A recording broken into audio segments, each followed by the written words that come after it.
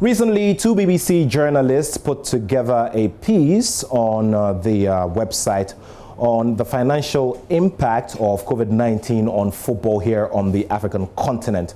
Now, they have joined me via Zoom, and we'll be having some more in terms of the conversation on, the financial impact on football here on the African continent. So joining me via Zoom are Janine Anthony and Michelle Gouda, both of BBC Sport. Michelle and Janine, thank you so much for joining me.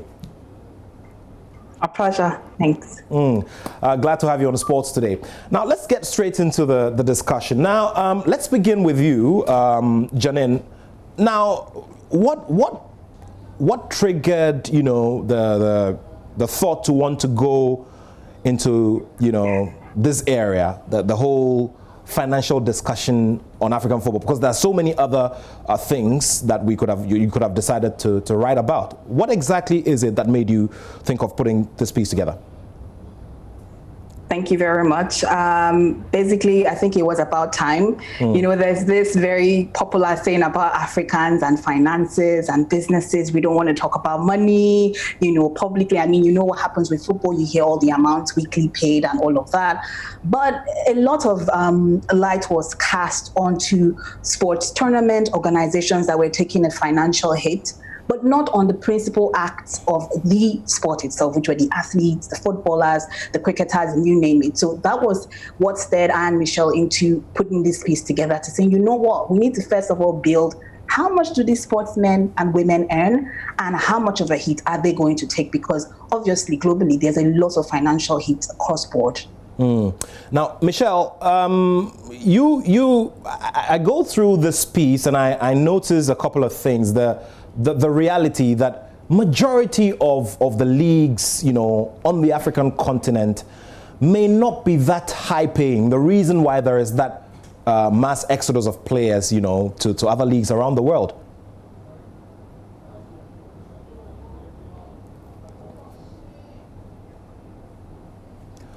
All right. Unfortunately, Michelle's bit is on mute. So can you get your microphone on so that we could hear you? Very well. Very well. Okay. Go ahead. Sure. Apologies. Sure. That's okay. You can hear me? Yeah, I can hear you now. Yeah. So please repeat the question again. Sorry. Yeah, so I was talking about, the reality, because I was going through the piece and I noticed something that cuts across the other leagues. I mean, the amounts that the regular footballer takes home at the end of the month, which is more or less a pittance when you compare it to what is happening in Europe. So clearly, that is also probably, contributing to the mass exodus of players outside the continent. Yeah, it is a big issue and a huge concern on how African players are being paid in the continent. And we obviously understand when people do not even want to say the amount they get because others don't get anything. I will give an example of Kenyan Premier League. There are clubs that actually don't even pay players' salaries. Players only rely on training allowance, winning bonuses, and traveling allowances. So it's really, really a huge concern on the continent that what is really happening to the world's best sport. Janine, reality check. Africa, the majority of football leagues in Africa cannot have that discussion about pay cuts based on what you found out, right? On paper, yes. So the important thing that we learned from doing this piece together is, let's establish how much is a general pay or the average pay amongst players on the continent. We saw from our piece that, players from North Africa and South Africa, or Southern Africa rather, tend to earn more. So there's a big focus on East and West Africa and of course Central Africa. And we realized that you have an average of $200 across board every month. Now in Cameroon, for example, which is the minimum wage for the Premier League, they still get it in piecemeal. So wow. In the end, we have a situation whereby it's glamorous and all of that, but footballers really earn $200. We're not talking about women's footballers who earn less than $100. And we do know that most of these clubs are usually state-supported, government-run, and financed. And now with governments running helter-skelter, looking for budgets to work around the pandemic, it means that these government-run clubs will take a hit, which means the players who are already expecting piecemeal sums will get for that hit. So it's just about looking at how, how much of a hole is going to dig into the players. And what we also found out is that some of these players and athletes actually have second jobs. Wow. Michelle, so it then becomes a very difficult period, just like other sectors are hit. And club owners and those who finance clubs surely may be feeling the pinch based on what you found out.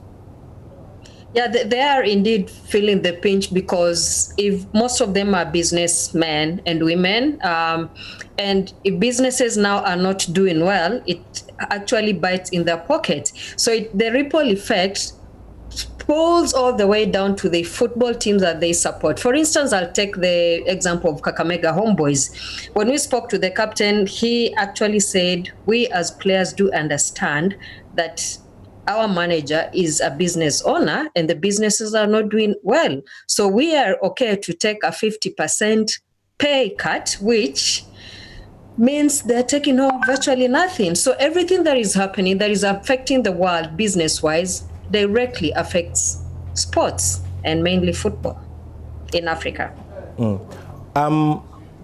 Janine, this piece that you two have done has opened up the discussion about how attractive our game is and how attractive we have made it, because I'm sure that if we're pushed a little more, grown the brands a little bigger, we surely would also, be feeling the pinch, but not as bad as it is now, right? Absolutely, Nathaniel. And it's important because we look at Europe and America, right? These footballers, these sportsmen are actually giving back to society. How many African-based sportsmen are women based in Africa, not the ones playing, in the Premier League or whatever league, can actually give back to their society? It shows that we have failed to identify that the football industry and sports industry, predominantly in Africa, can be a source of revenue even for young people who go into the sports. And now that we do know and establish that most of these clubs or teams are mostly government-run, the problem might be that when this is all over, or when government is trying to cut back on budgets and see where they can help the economy, football clubs might get the biggest hit, because again, we see that so many African governments fail to see football as a business. And if they fail to see it as a business, it means they can always take out the little monies that are given to those teams to just put it back in the economy. In the end, all we need to do is to find a way to privatize our sporting industry, especially football, despite the fact that it's glamorous in Africa, but it's greener on the other side. Michelle, I know that it's a bit, far-fetched to be talking about post-COVID and what is going to be happening, but I guess that we at least should be praying that there is an end to this ASAP. Now, what do you project is going to happen regarding the general stability of all of these clubs post-COVID? Because if businesses are not doing well, the businesses that are financing these clubs are not doing well during this period and are getting very hit, then there is a possibility that some of them may fold up or stuff of that sort? Yeah, it's the reality of it now as it is, because when Corona ends, which we don't know when that will be, and football comes back, it will be one day at a time. But the thing is, African players, especially in Kenya, are used to going for 3 months without being paid. So maybe most of them, when clubs might not really fold, but the players will really, really suffer a longer effect of not being paid and just showing up on the pitch to play. Others in Kenya have already given walkovers even before Corona happened because of financial issues. So clubs folding after Corona, it's highly a possibility. Wow, interesting stuff there. If you just joined us, we're having a conversation right here via Zoom with Janine Anthony and Michelle Guda, both of BBC Sport, and they put together a piece recently on the financial impact of COVID-19 on football on the African continent, with specific case studies in places like Kenya, Cameroon, Nigeria, and others. Now, Janine, you mentioned earlier that there are some players who have second jobs. When that's what you found out in Cameroon, for instance. Is that the case with you, Michelle, as well in Kenya? Is that the case as well? Absolutely. Most of the footballers have decided to take out side jobs because in Kenya, we say football is professional, but honestly, I think it's still amateurish. You'll find like a captain for Kakamega Homeboys has a textile shop. After training, he goes there, or after a match, he goes there to sell something. They have to find a backup plan because football is not paying them that much. So yes, plenty and plenty of players are trying to find out side jobs, something they can do to earn that extra coin.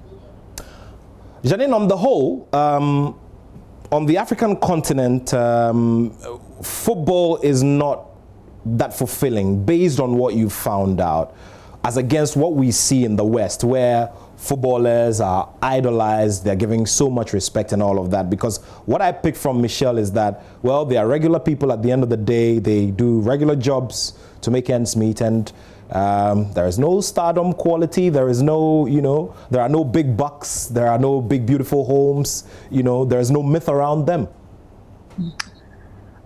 Yes, I think it still boils down to the fact that we still haven't seen this as a multi-billion-dollar industry. We still haven't realized that Africa is going to be the youngest continent in the world.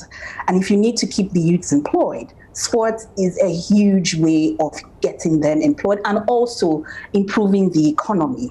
So post-COVID has, first of all, made us understand pre-COVID, knowing that our athletes are footballers and really little, and they even have to, fall back to their savings. What we must do going forward is have an honest conversations. Do governments still need to interfere with football?